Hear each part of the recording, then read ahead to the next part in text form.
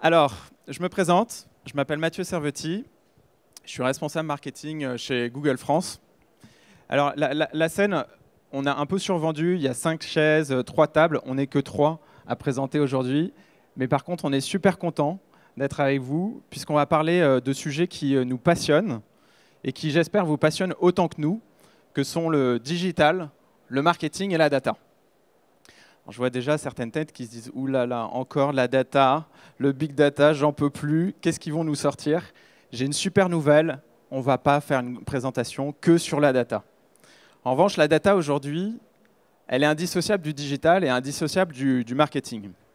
Et moi, j'en ai pris conscience, en fait, il y a 6 ans, quand je suis arrivé chez Google. J'ai eu la chance de participer à une grande sales conférence. Donc, on a 2-3 000 personnes de l'Europe qui se rejoignent tous ensemble. On est présent à Dublin et on écoute pendant 2-3 jours des conférences, des keynotes avec des ingénieurs, des grands de Google. Et il y avait notamment Eric Schmidt, qui à l'époque était notre CEO, et qui a dit quelque chose qui, moi, m'a marqué. Et il a dit quelque chose sur la donnée qui est la suivante. On produit tous les 2 jours autant de données que depuis l'aube de l'humanité jusqu'à 2003. Alors pour moi, ça a fait quand même un déclic. Évidemment, ça fait beaucoup de données. Puis assez rapidement, je me suis mis dans la peau des gens qui faisaient du marketing. Je me suis dit, bon, bah, ça ne va pas être facile pour eux d'analyser, de comprendre tous ces éléments. Et pour cette introduction, j'ai voulu mettre à jour quelques-unes de ces données.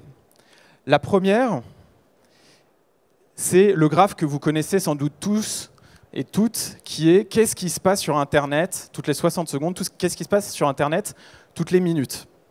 Alors, au-delà des chiffres qui sont absolument mirobolants, il y a 2 éléments qui me paraissent importants. La première, c'est la rapidité à laquelle les données évoluent. Quand j'ai commencé en 2010 chez Google, je me rappelle, il y avait 1,8 million de recherches par minute. Aujourd'hui, on est à 2,4 millions. On a quasiment doublé en l'espace de 6 ans ce chiffre. Et ça, c'est vrai aussi pour les emails, c'est vrai pour le temps passé sur Skype, etc. Le deuxième élément, c'est les nouveaux acteurs. On voit maintenant, j'ai dû faire de la place sur la slide, on voit maintenant qu'il y a Instagram, on voit maintenant qu'il y a Uber, qui venait juste d'être créé à l'époque en 2010. Donc finalement, cette donnée et la phrase d'Eric Schmidt, elle est complètement vraie encore aujourd'hui, voire même elle s'accélère parce que les usages font qu'on produit encore plus de la donnée et il y a des nouveaux acteurs qui arrivent sur le marché. Alors, assez rapidement, j'ai été confronté avec mes clients à cette problématique. Qu'est-ce qu'on fait de cette donnée? Et pendant 5 ans, j'ai essayé tant bien que mal avec mes clients de comprendre quels étaient les signaux, d'agréger ces données, de regarder quels sont les outils qui permettent d'analyser toute cette data. Et finalement, il n'y a que vraiment l'année dernière, en arrivant en marketing, donc ça fait 1 an que je suis au marketing chez Google, que j'ai réellement compris et réussi à analyser toute cette donnée. Et ça, j'ai réussi à le faire à travers le filtre des utilisateurs, à travers le filtre des consommateurs, qui permettait d'agréger en fait toute cette donnée et d'aller en sortir des insights pour définir par la suite voilà, une stratégie marketing et notamment une stratégie digitale cohérente. C'est exactement ça que je veux qu'on explore aujourd'hui ensemble avec 2 de mes collègues, Amélie et Marc, qui sont là, pour dans un premier temps regarder quels sont les signaux que nous envoient les utilisateurs, quels sont les signaux que nous envoient les consommateurs. Et c'est Amélie qui aura l'honneur de nous présenter ça. Et ensuite, on regardera quelques bonnes pratiques que l'on observe chez certains de nos clients. Et notamment, on prendra le temps de faire une étude de cas un peu plus en profondeur pour voir qu'est-ce qui fonctionne bien et quelles sont potentiellement les best practices avec lesquelles vous pouvez repartir. Et pour terminer cette présentation, ce moment que nous avons ensemble, je vous ai préparé une petite surprise pour la fin, puisque je vais vous proposer de vous ouvrir les coulisses du marketing chez Google. Je suis hyper content de le faire parce que c'est la première fois qu'on le fait dans une conférence comme celle-ci. Je ne vous en dis pas plus, je vous dis à tout à l'heure et j'invite Amélie à venir sur scène. Si, viens. Et le clicker. Merci. Bonjour à tous. Donc, comme Mathieu m'a présenté, je m'appelle Amélie Péan-Aigui et moi je suis directrice conseil dans le secteur du retail chez Google. Donc ça veut dire que j'accompagne les retailers, les grands retailers en France. Donc Mathieu vous l'a présenté rapidement. Oui, il y a une explosion de la donnée, vous le savez. C'est pour ça aussi qu'on est au salon du e-marketing. C'est un vrai sujet. On voit bien que la technologie est en train d'évoluer de façon exponentielle. Mais pour nous, en fait, la vraie révolution, elle se situe peut-être ailleurs. Elle se situe tout simplement chez quelqu'un que vous pouvez observer tous les jours, à savoir les clients. Donc je ne sais pas dans la salle s'il y a beaucoup de personnes qui travaillent dans le secteur du retail, notamment avec des magasins physiques. Petites 2 ou 3 personnes. Donc je pense que vous le voyez vraiment au quotidien. On peut voir en fait que la vraie révolution, elle est où? Elle est chez vos consommateurs. Et vous pouvez aussi, vous observer en tant que consommateur et voir un petit peu ce qui est en train de se passer en ce moment. Quelques constats pour vous illustrer que la révolution, elle vient vraiment du consommateur. C'est le fait qu'aujourd'hui, les parcours d'achat, ils ont complètement changé. Quelques exemples. Aujourd'hui, on observe aux États-Unis de moins en moins de trafic en magasin. Donc il y a moins en moins de personnes qui se rendent dans les magasins. En revanche, en parallèle, on voit que les ventes en magasin, donc les ventes offline, elles sont en augmentation. Un autre constat, aujourd'hui, aux États-Unis, plus de 50% du temps shopping, donc du temps qu'on passe à regarder et à acheter des choses, se passe sur Amazon. En France, aujourd'hui, on estime qu'on a environ 50% des ventes magasins qui sont impactées par le digital. Donc, il semble vrai de dire que oui, le consommateur, il se passe quelque chose, votre consommateur, il a beaucoup changé. Alors, pourquoi il a changé votre consommateur? Pour nous, votre consommateur, il est devenu super puissant, c'est devenu une sorte de super-héros avec plein de pouvoirs, qui a une sorte de sixième sens. Et pourquoi? Comme vous le voyez derrière moi, cette jeune fille tient un mobile dans sa main. Effectivement, pour nous, la vraie révolution, elle est là. Votre consommateur, notre consommateur, il a changé parce qu'aujourd'hui, il a un téléphone portable. En France, aujourd'hui, 36 millions de porteurs de smartphones. C'est un chiffre qui continue d'évoluer. Aujourd'hui, on est autour de 60% de la population française. Et pour vous donner un autre chiffre, à Noël 2015, c'est 3 millions de smartphones qui ont été vendus en France. Donc oui, la population française, elle s'équipe en smartphone, elle continue de le faire. Et pour nous, la révolution, elle est vraiment là. On aime parler du smartphone en se disant que c'est un peu une télécommande sur le monde.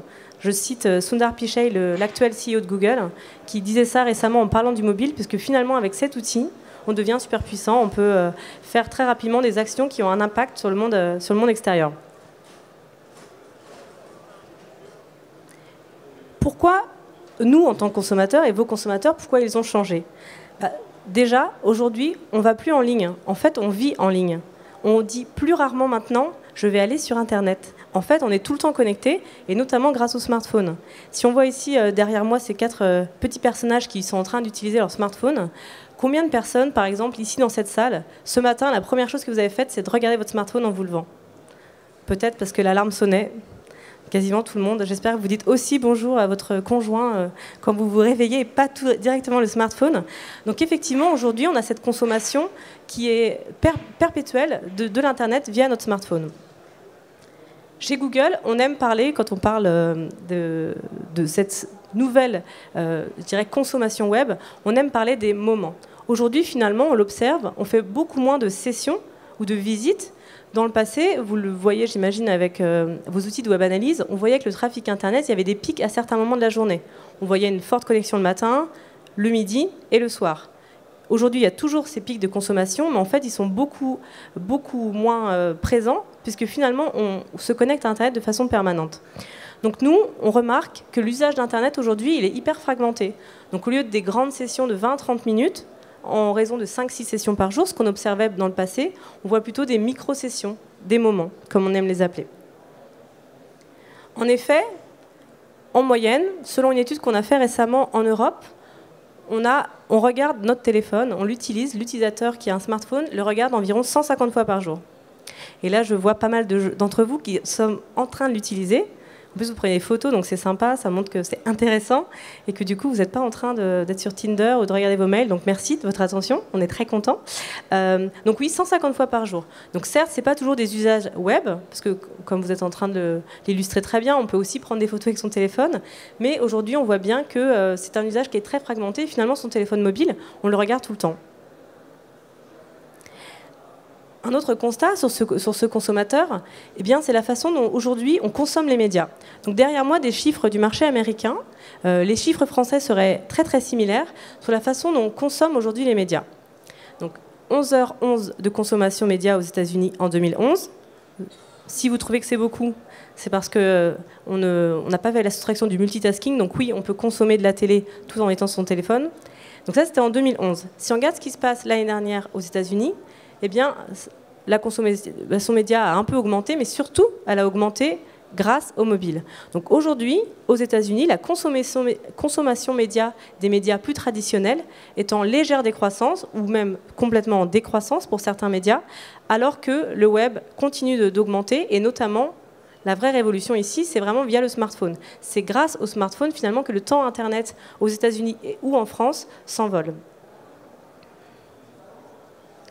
Donc là, je viens de vous parler un petit peu de ce consommateur. Nous aussi, Google, on regarde bien sûr ce qui se passe chez nos consommateurs. Et assez récemment, on a atteint l'année dernière pour nous un moment historique, à savoir, vous pouvez l'imaginer chez Google, on regarde les requêtes sur le moteur de recherche qui est notre core business avec beaucoup d'attention. On fait un peu plus que les regarder, on les analyse aussi beaucoup. Et l'année dernière, pour la première fois, les requêtes sur mobile ont dépassé les requêtes sur desktop. C'était la première fois, et pour nous, c'était vraiment un moment historique, à savoir, les courbes de recherche mobile ont dépassé les courbes de recherche desktop. Chez nous, quand on parle de mobile chez Google, on exclut la tablette. Là, quand je vous dis mobile, c'est vraiment smartphone. Pour nous, la tablette, l'usage est similaire au desktop, donc je la mets dans le desktop. Donc aujourd'hui, une requête sur deux sur Google est faite sur mobile. Mathieu, il y a quelques instants, vous parlait qu'il y avait environ 2,4 millions de requêtes sur Google faites chaque minute. Donc en ce moment, c'est plus de 1,2 million de requêtes en chaque minute qui est faite sur mobile. C'est un chiffre qui est quand même assez énorme. Donc aujourd'hui, en France, on n'a pas encore atteint ce seuil d'une requête sur deux. On estime l'atteindre septembre 2016. Donc, on verra si ce que je vous prédis aujourd'hui, regardez cette présentation en 6 mois et voyez si nous avions raison. Donc on estime qu'en septembre 2016, une requête sur deux en France sera faite sur mobile.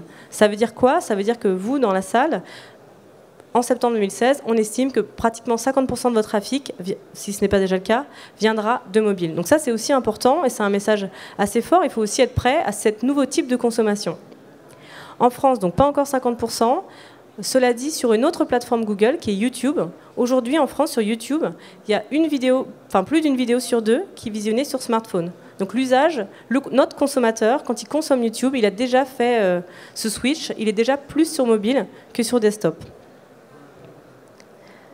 Donc j'espère vous avoir là maintenant convaincu que oui, le mobile change la donne, il change nos consommateurs et change vos consommateurs.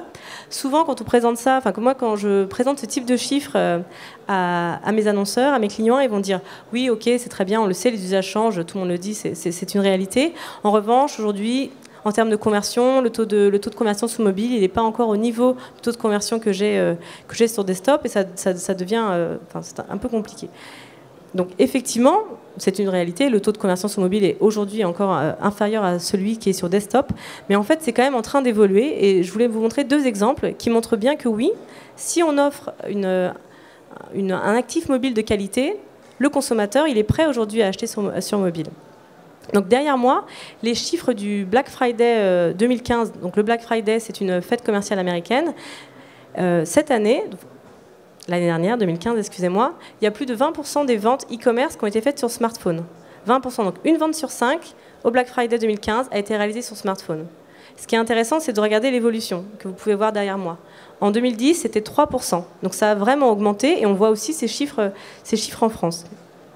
Un exemple qui est peut-être mon préféré, c'est l'exemple d'Alibaba. Donc vous connaissez tous Alibaba, géant e-commerce chinois, qui d'ailleurs, vous l'avez peut-être vu récemment dans la presse, se déclare être le plus grand distributeur mondial devant Walmart, donc vraiment le mastodon du retail.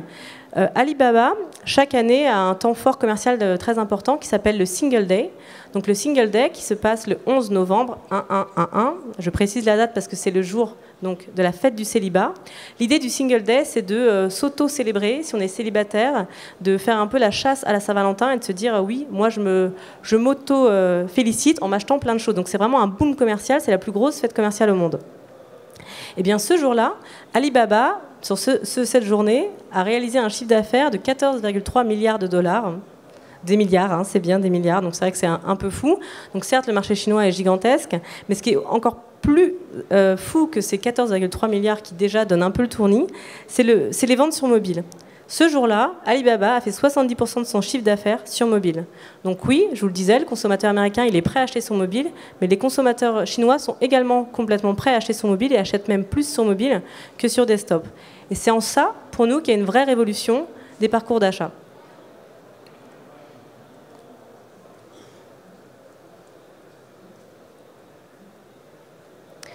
Tout ce que je viens de vous dire, vous pouvez penser, ok, vous le comprenez, il y a une vraie révolution de vos consommateurs, ils utilisent de plus en plus le mobile, on voit on est connecté de façon permanente, mais en même temps de façon très fragmentée.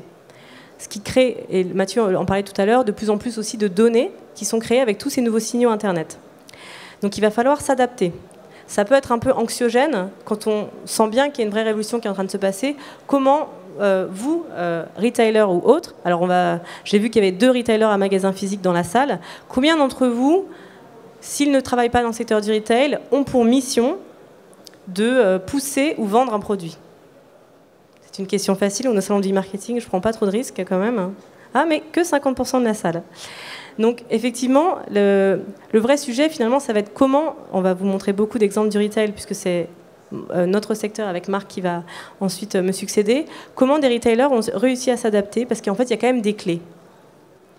Donc oui, il y a des challenges, mais nous, on pense qu'en fait, il y a des grandes opportunités avec toute cette nouvelle donnée. Finalement, il va falloir juste, et ça peut être compliqué, mais en fait, c'est vraiment complètement faisable, la capter, cette donnée, la comprendre et bien sûr l'activer. Je vous le disais, le mobile change la donne, et ce qui est vraiment intéressant en plus avec le mobile, ce qui va vous permettre de mieux identifier vos consommateurs. Votre consommateur, il vous donne de plus en plus d'informations. Si on rajoute cette couche mobile, ces signaux mobiles, déjà à votre CRM, à vos outils de web analyse, finalement, vous connaissez beaucoup de choses sur vos clients, vous avez déjà beaucoup de données, et en la comprenant, en la captant de façon intelligente, vous allez pouvoir faire de très belles choses, et on est très optimiste sur le futur du retail et des marketeurs avec toutes ces nouvelles possibilités. Pour nous, aujourd'hui, l'utilisateur, il nous donne 3 types d'informations. Il va nous donner une intention, donc qu'est-ce qu'il souhaite faire, un contexte, où est-il, qu'est-ce qu'il souhaite à ce moment-là, et aussi l'immédiateté. Pour répondre à ces trois signaux que nous envoie votre consommateur ou nos consommateurs, pour nous, il y a 3 réponses qu'on peut apporter. D'une part, soyez pertinent. Donc être pertinent, ça veut dire quoi? Ça veut dire apporter la bonne réponse, une réponse utile à votre consommateur. Pour illustrer, je pense, des retailers qui le font assez bien, ou un exemple qui me vient en tête, c'est par exemple ce qu'a fait Castorama, Leroy Merlin ou encore Home Depot, à savoir le développement de tutoriels vidéo sur le bricolage. Et là, avec ce type de vidéo, vous les connaissez peut-être si vous faites vous-même du bricolage chez vous. Vous pouvez regarder sur YouTube le nombre de vues qui est assez impressionnant sur du tutoriel bricolage. Mais ils ont tout compris, ils apportent une réponse pertinente à leurs consommateurs en leur apportant vraiment de la valeur ajoutée. Deuxième conseil qu'on peut vous donner, c'est d'être présent. Donc être présent, tout simplement, ça va être là quand votre consommateur vous recherche et a vraiment une intention d'achat. C'est par exemple être présent sur mobile. N'oubliez pas, je vous le disais, donc on pense que d'ici en France, une requête sur 2 sera faite sur mobile cette année. Et du coup, être présent, c'est avoir la bonne réponse aussi, les bons actifs mobiles, quand votre consommateur va vouloir se tourner vers vous. Enfin, soyez rapide. Alors oui, tout le monde le sait, dans le web, il faut que les sites se chargent bien, mais c'est vraiment une réalité. Je vous le disais, on ne fait plus de sessions web. Enfin, il y en a encore, mais beaucoup moins. On fait surtout des moments. Ces moments, ils durent environ 1 minute. Votre consommateur, il est pressé. Donc si votre site, il met beaucoup de temps à se charger, on n'a qu'1 minute, il faut que la première impression soit la bonne. Donc si on pense que le client il n'est pas patient, eh bien le mobinote il est encore moins patient. Il y en a 36 millions et vous êtes dans cette salle. Donc vous le savez, quand vous consommez Internet, ça va être hyper clé pour bien vous adapter, d'avoir des assets qui sont très rapides.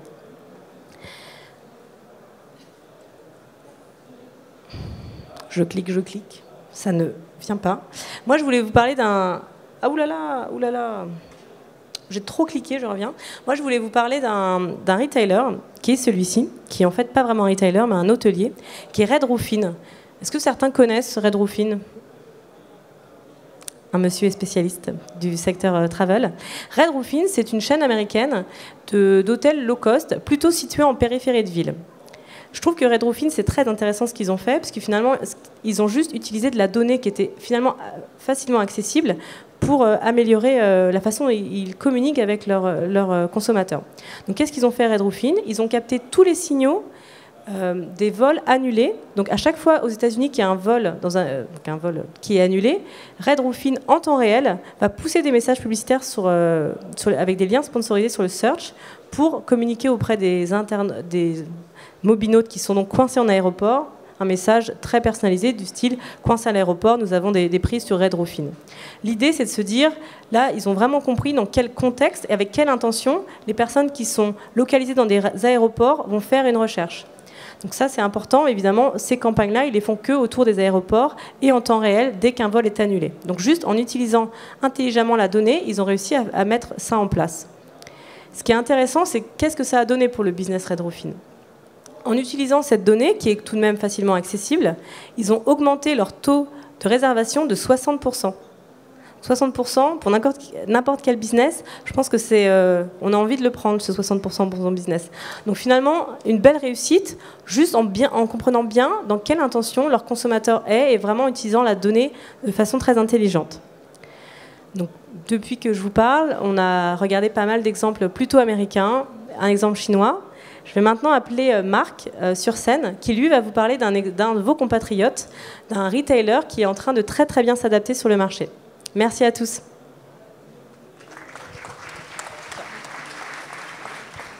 Merci.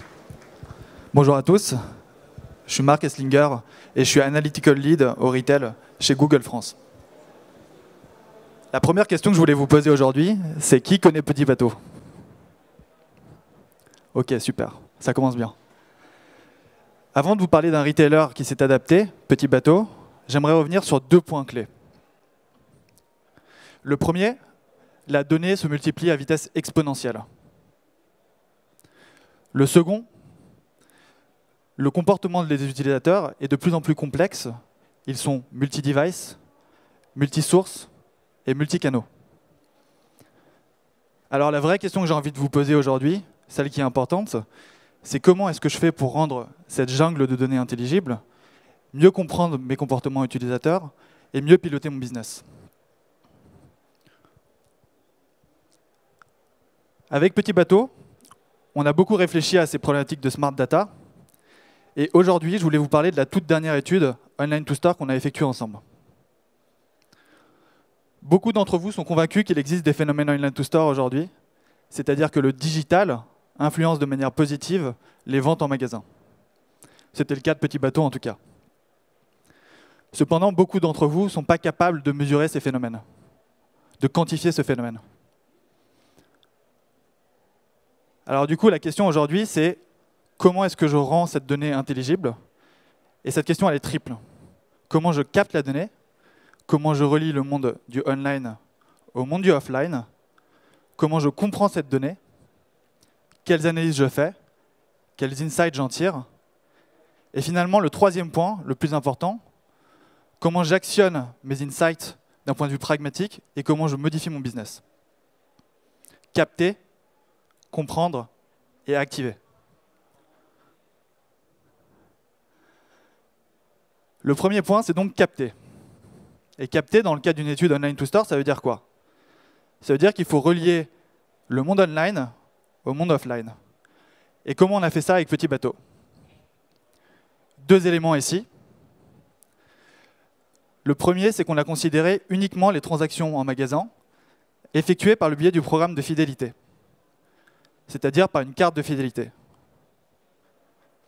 Le second point, c'est qu'on a considéré uniquement la population connectée au site petitbateau.fr, c'est-à-dire une population qui s'est loguée, qui a utilisé un email. Pourquoi?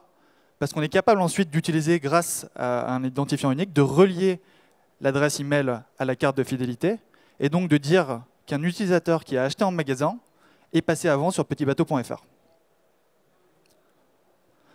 Alors la question que vous vous posez maintenant, c'est quel produit est-ce qu'on a utilisé pour réconcilier cette donnée? Et la réponse, c'est Google Analytics. Sans rentrer dans des détails trop techniques, On a utilisé une technologie qui permet d'envoyer n'importe quel type de données dans Google Analytics, qui s'appelle le Measurement Protocol. Je ne sais pas si vous connaissez. Est-ce qu'il y a des gens dans la salle qui connaissent le Measurement Protocol? Une personne. OK, super. Le Measurement Protocol, c'est quoi? C'est une requête HTTP dans laquelle on va mettre des paramètres des données. Et là, dans le cadre de cette étude Online to Store avec Petit Bateau, on a envoyé les données de transactions en magasin dans Google Analytics. On a réconcilié dans Google Analytics le monde online et le monde offline. Et on a fait cet exercice pendant 36 jours.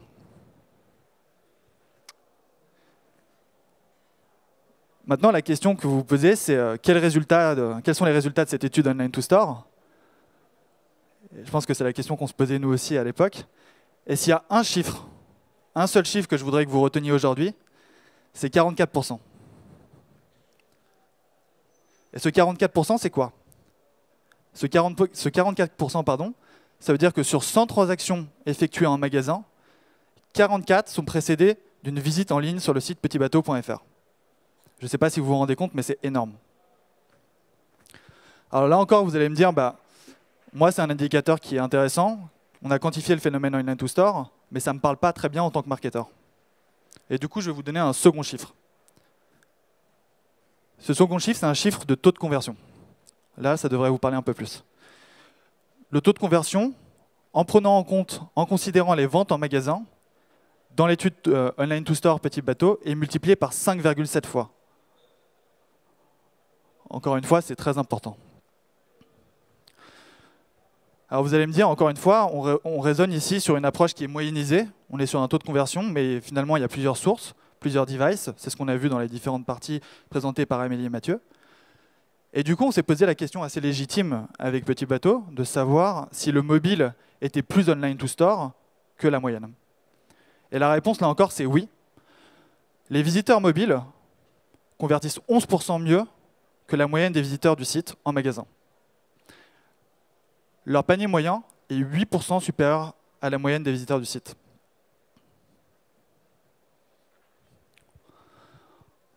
Alors ce graphe est assez compliqué à comprendre, mais concrètement, Petit Bateau avait l'intuition que plus le panier moyen en magasin était élevé, plus la visite sur petitbateau.fr, préalablement à l'achat en magasin, était systématique.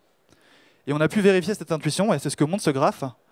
En fait, sur l'axe horizontal, donc vous avez la taille du panier. À droite, le panier est très élevé, à gauche, il est très faible. Et entre les paniers les plus faibles et les plus élevés, l'effet online to store est 3 fois supérieur. C'est-à-dire que pour une entreprise qui a envie de mettre en place une stratégie d'audience un peu avancée, c'est une information extrêmement intéressante. Le dernier point, et je travaille quand même pour Google, donc je vais vous parler d'AdWords. Qui dans la salle ne connaît pas AdWords? Super. En intégrant les ventes en magasin au ROI des campagnes AdWords, on s'est aperçu que le ROI AdWords était multiplié par 6,4.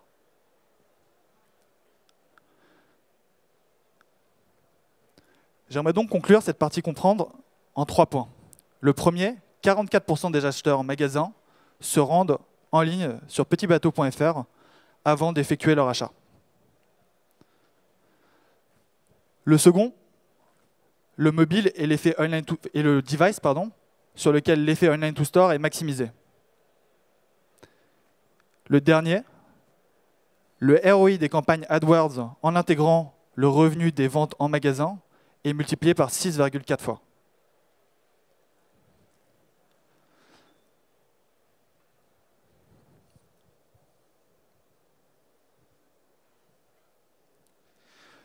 Si on passe maintenant à la partie activation, qui est finalement la partie la plus intéressante, ce dont on se rend compte, c'est que le marketing est au cœur de cette révolution de la donnée, mais que souvent, cette révolution de la donnée dépasse le cadre du marketing. Et avant de rentrer dans 2 exemples, j'aimerais revenir sur le cas Petit Bateau. Sans vous donner des informations confidentielles, pour des raisons que je pense que vous pouvez comprendre, c'est le cas Petit Bateau a permis 2 choses. La première, une modification du mix marketing, une modification du mix budgétaire qui prend en compte ces effets online to store. Donc du coup, une optimisation des dépenses marketing. La seconde, c'est une initiation d'une meilleure coordination organisationnelle cross-département, cross-équipe, entre les équipes notamment digitales et les équipes retail physiques.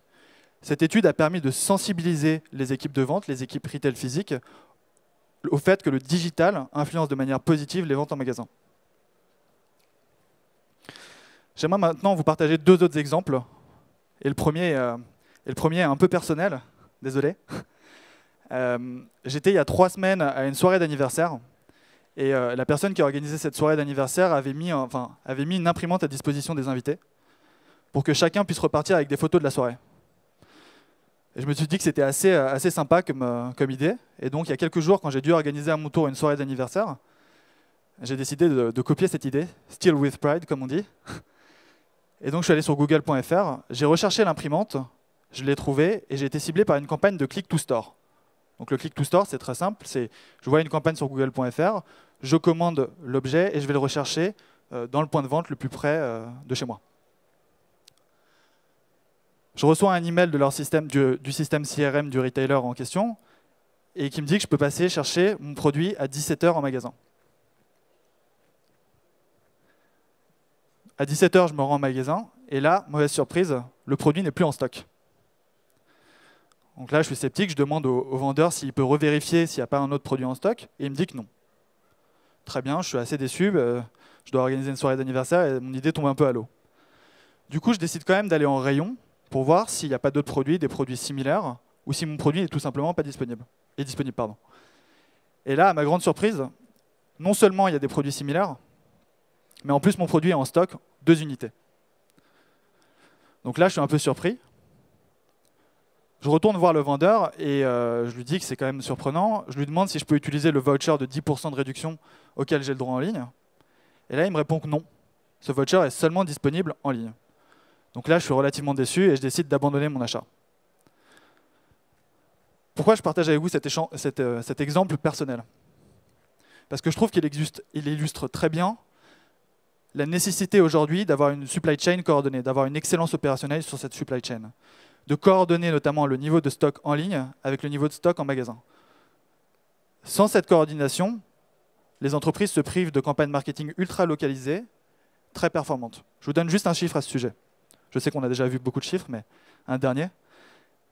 3 utilisateurs sur 4, lorsqu'ils effectuent une recherche sur google.fr, sont prêts à aller acheter en magasin, s'il y a une réponse à cette recherche.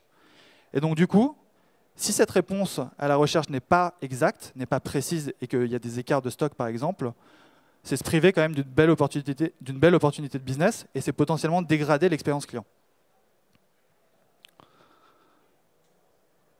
Le second exemple que j'ai en tête, c'est celui de Nordstrom. Je ne sais pas si tout le monde dans la salle connaît Nordstrom. Nordstrom, c'est un retailer américain qui distribue des accessoires de mode assez haut de gamme. Et ce que Nordstrom a fait, j'ai trouvé que c'était assez innovant. Nordstrom traque les pins sur Pinterest pour détecter les nouveaux, les derniers produits à la mode et modifier l'assortiment en magasin physique. J'ai trouvé que l'idée était vraiment intéressante et qu'aujourd'hui, on pourrait la répliquer en France et c'est pour ça que je la partage avec vous aussi. Mon dernier point, c'est que seule toute cette donnée, toute cette révolution de la donnée, elle n'est pas intelligente. Aujourd'hui, la donnée est souvent possédée par les équipes marketing. Les équipes marketing sont au centre de cette révolution de la donnée. Et c'est à elles de driver le changement d'entreprise, d'aider l'entreprise à repenser ses différentes fonctions pour être plus performante. Merci beaucoup. Je vais maintenant inviter Mathieu sur scène pour la dernière partie.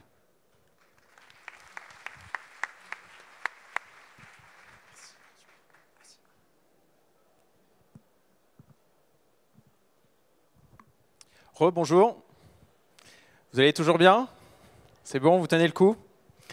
Alors, comme je vous ai promis en introduction, je vais vous faire rentrer dans les coulisses de Google, et plus exactement dans les coulisses du marketing de Google.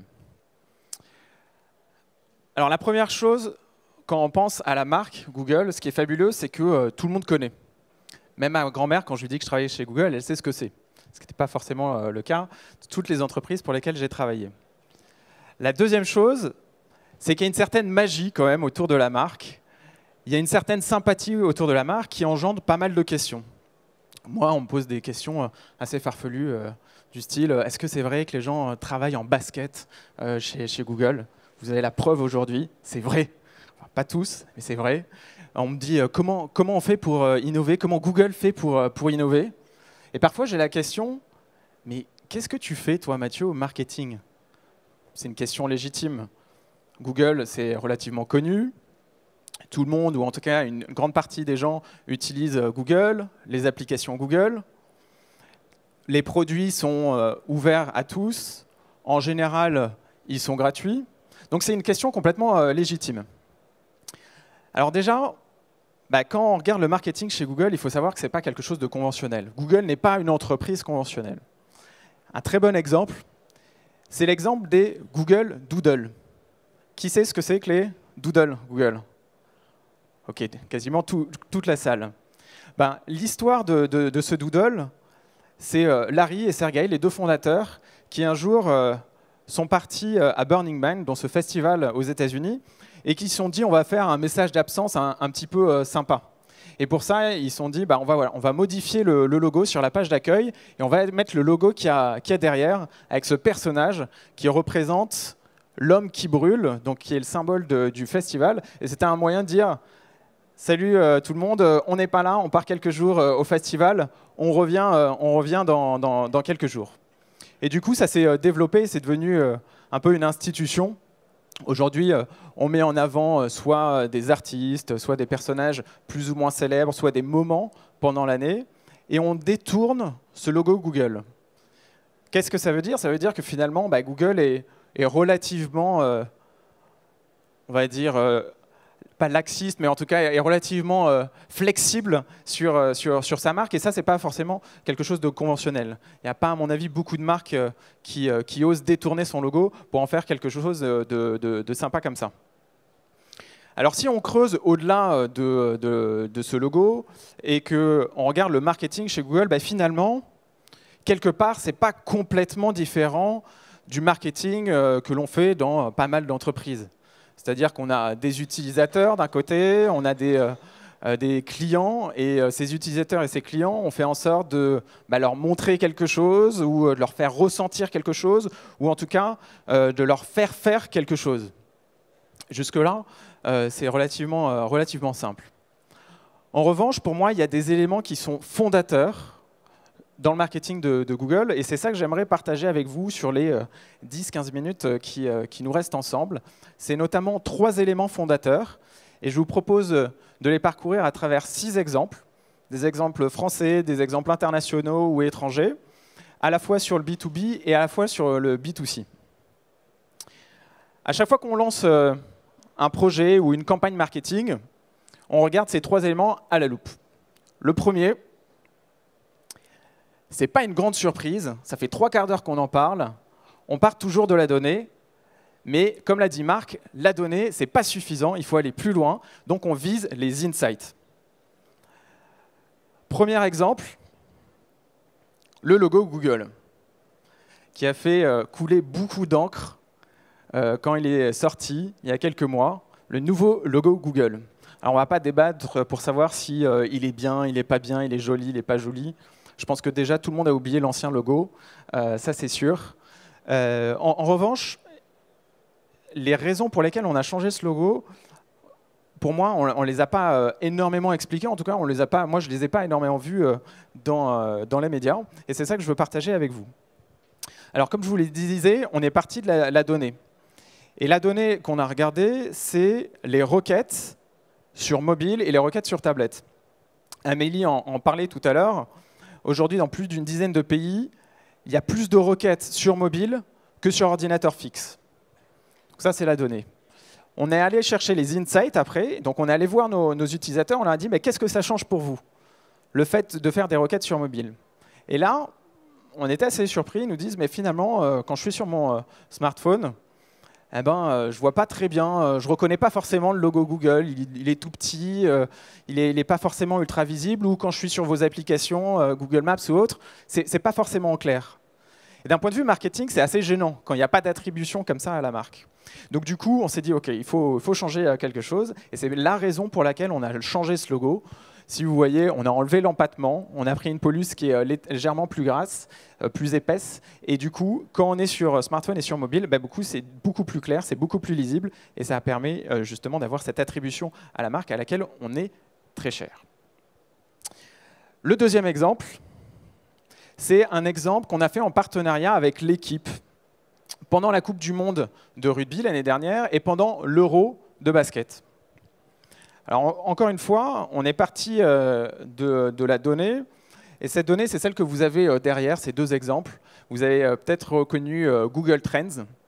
Et ce qu'on a vu, c'est que pendant ces périodes fortes, à la fois sur l'Euro, à la fois sur la Coupe du Monde de rugby, on avait une explosion des requêtes sur un certain nombre de termes ou d'expressions qui tournaient autour des joueurs ou autour des règles à la fois du rugby et de l'Euro.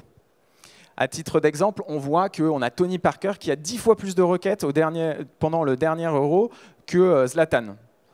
Donc à partir de là, on s'est dit, OK, qu'est-ce que ça veut dire? Parce que là, jusque-là, c'est plutôt normal. On a un temps fort pendant l'année, qu'il y ait des requêtes qui explosent pendant ce temps fort, c'est normal. Mais qu'est-ce que ça veut dire pour l'utilisateur? Et du coup, on est allé chercher ces fameux insights. On a encore demandé à nos utilisateurs, pourquoi vous cherchez tous ces éléments? Et en fait, ce qu'ils nous ont dit, c'est en fait, ce moment fort pendant l'année, je me rends compte que je ne connais pas forcément tous les joueurs.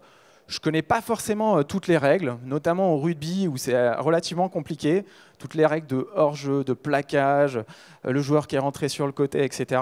Donc c'est un moyen de nous montrer qu'ils font des requêtes, mais qui ne connaissent pas forcément la réponse. Et à partir de là, c'est pour ça qu'on a monté ce projet.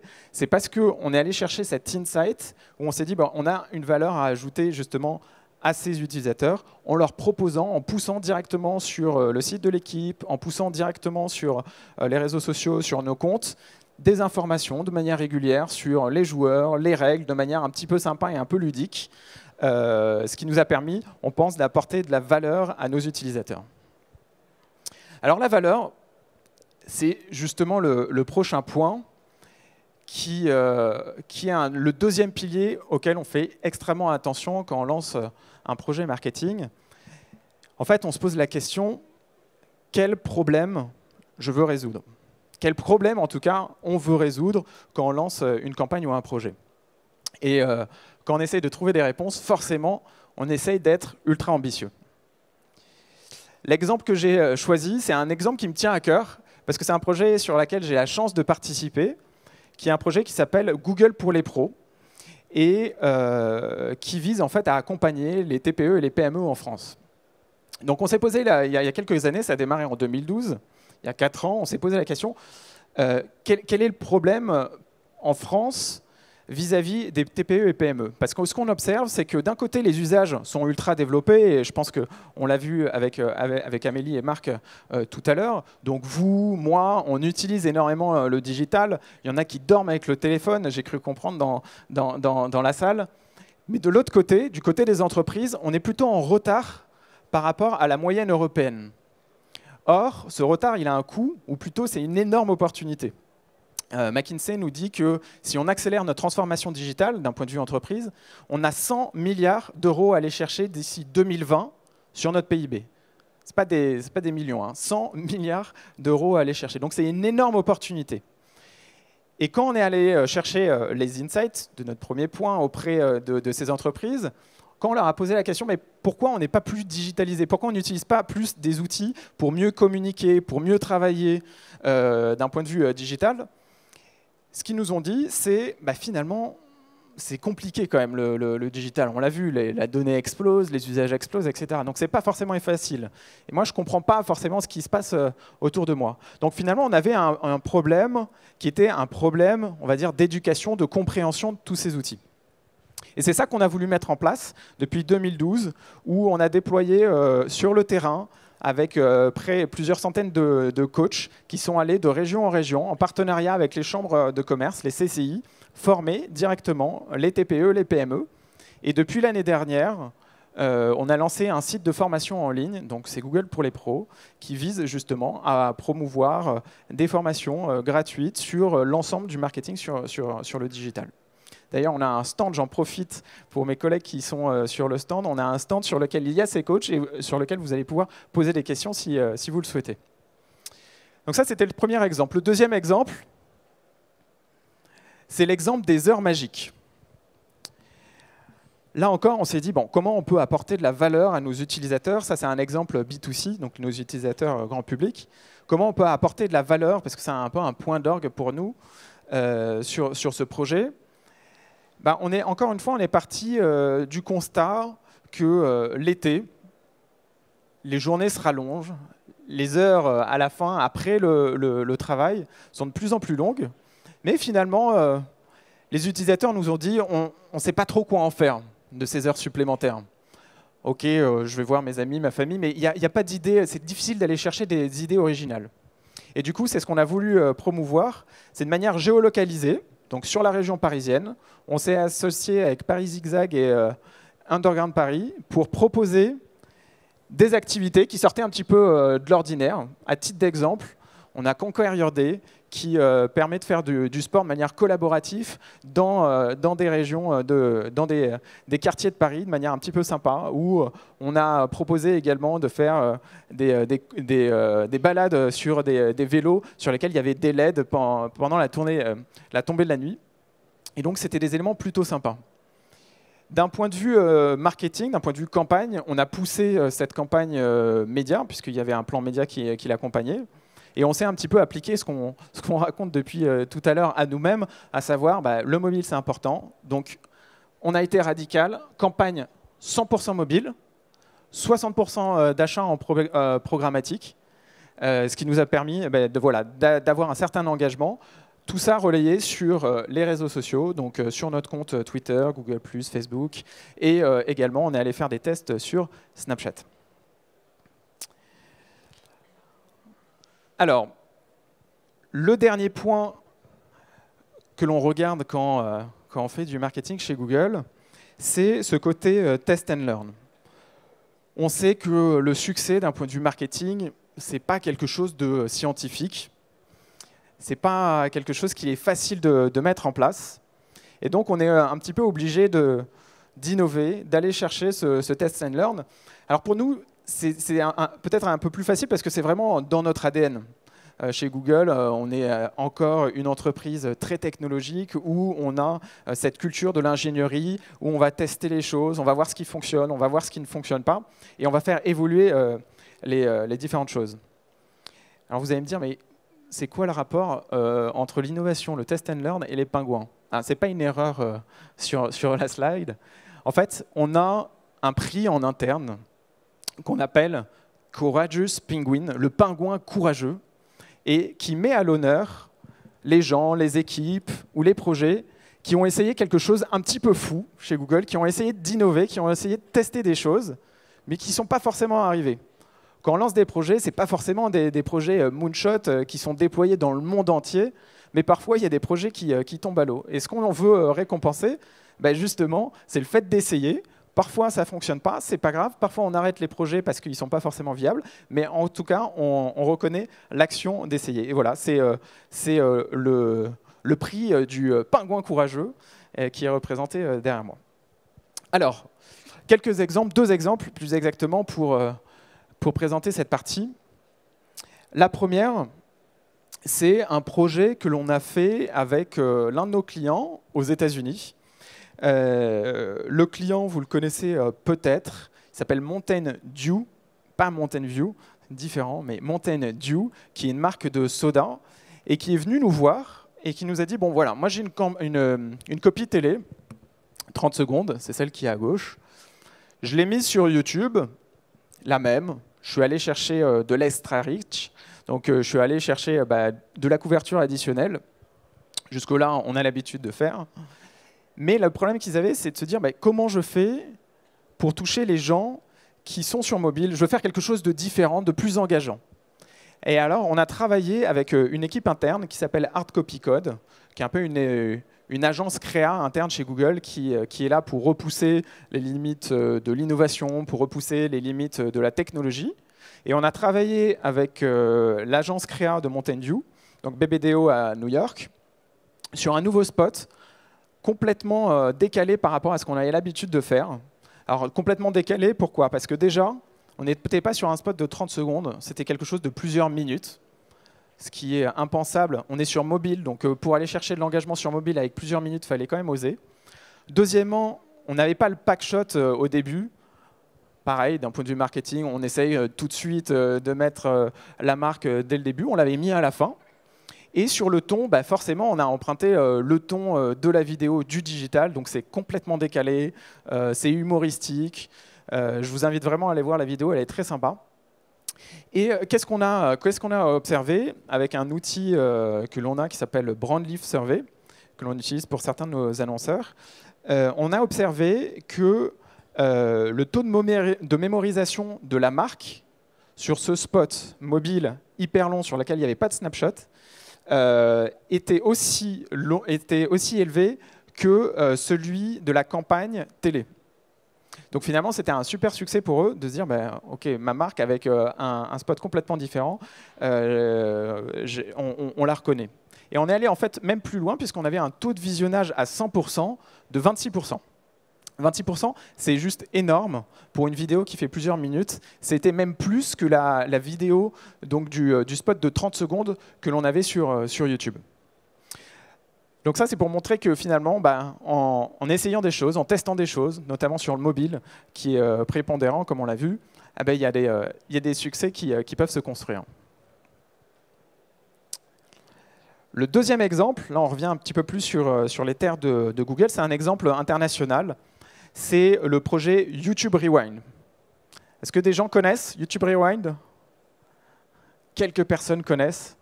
Alors YouTube Rewind, qu'est-ce que c'est? C'est une vidéo qui, à la fin de l'année, met à l'honneur tout ce qui s'est passé sur YouTube en mettant en avant des YouTubeurs, en mettant en avant des moments clés. Et ça, de manière décalée, un peu comme l'exemple précédent, on emprunte tous les codes du digital. Donc c'est drôle, c'est décalé, c'est ultra dynamique. Mais on est sur quelque chose de long. Encore une fois, on est sur plusieurs minutes de vidéo. Donc ce n'est pas forcément quelque chose de conventionnel pour nous. Et notamment le ton qui est abordé, ce n'est pas non plus quelque chose de conventionnel. Si vous avez l'habitude de voir potentiellement des campagnes Google, c'est relativement léché, c'est bien cadré. Là, on s'est complètement lâché et ça nous permet en fait, Google, d'interagir, notamment sur cette partie YouTube, d'interagir avec nos fans, de leur montrer qu'on les comprend, qu'on a les mêmes codes qu'eux, qu'on a les mêmes modes de communication. Le résultat, c'est quasiment 100 millions de vues en quelques semaines sur cette vidéo. Donc pour nous, c'est également un succès, c'est un moyen de renforcer évidemment la marque YouTube et c'est un moyen de renforcer le love que l'on a auprès de nos fans. Alors pour terminer cette présentation sur le marketing chez Google, j'ai mis cette citation de Lorraine. Lorraine, c'est notre directrice monde du marketing, qui dit que l'impact compte, les résultats comptent et la mesure compte. Et qu'à une heure où on est capable de tout traquer, à une heure où la data, on l'a vu tout au long de cette présentation, est ultra importante, eh ben, le storytelling est d'autant plus important parce qu'on est capable justement de traquer ce storytelling. Et ce que je vous propose pour illustrer ce propos, c'est de vous montrer comment on crée des histoires avec des choses aussi simples que des requêtes sur Google et des résultats de requêtes sur Google.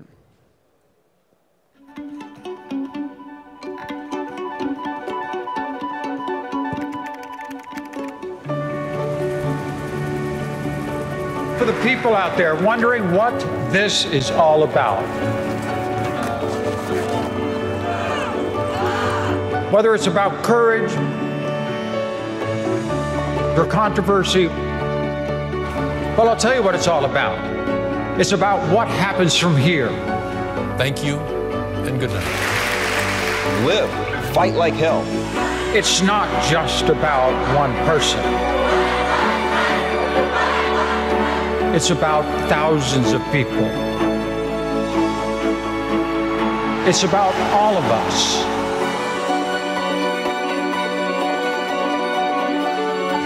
accepting one another. This morning, the Supreme Court recognized that the Constitution guarantees marriage equality.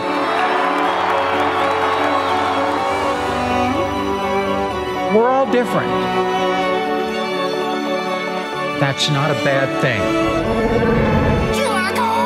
That's a good thing. And while it may not be easy to get past the things you don't always understand,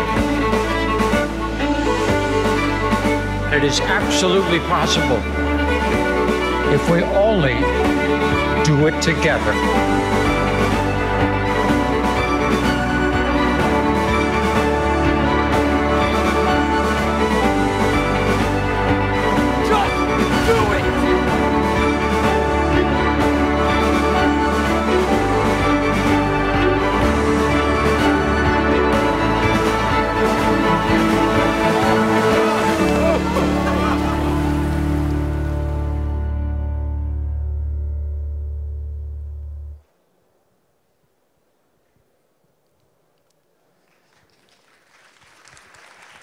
Merci. Cette présentation se termine. Merci beaucoup d'être venus. Merci pour votre attention. Ça nous a fait très plaisir, je pense, à tous les trois de partager ce moment avec vous. Si vous avez des questions, je vous invite à venir sur notre espace.